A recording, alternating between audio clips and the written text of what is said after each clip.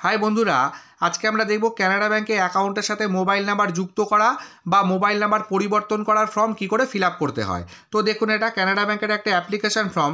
সবার প্রথমে আপনাদের যে ব্রাঞ্চে অ্যাকাউন্ট আছে সেই ব্রাঞ্চের নামটা লিখবেন, তারপরে ডেট, যেদিনকে আপনারা ফর্মটা ব্যাংকে জমা করবেন সেই দিনকার ডেটটা দেবেন।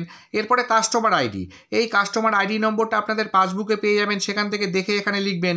তারপরে অ্যাকাউন্ট নাম্বার, এই বক্সের মধ্যে দিয়ে আপনাদের ব্যাংকের অ্যাকাউন্ট নাম্বারটা লিখে দেবেন।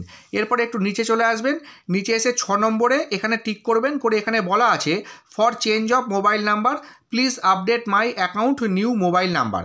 যে নতুন মোবাইল নাম্বারটা আপনারা অ্যাকাউন্টের সাথে রেজিস্ট্রেশন করাতে চাইছেন সেই নতুন মোবাইল নাম্বারটা আপনারা এখানে লিখে দেবেন। তারপরে একদম নিচে আসবেন, এখানে একটা ডিক্লারেশন আছে, এটা একটু দেখে নেবেন। দেখে নেওয়ার পরে ইয়োর্স ফেথফুলি সিগনেচার্স অফ কাস্টমার, এখানে অ্যাকাউন্ট হোল্ডার একটা সাইন করে দেবেন। সিঙ্গেল অ্যাকাউন্ট হলে একজন করবেন, যদি জয়েন্ট অ্যাকাউন্ট হয় তাহলে পরপর দুজন করবেন।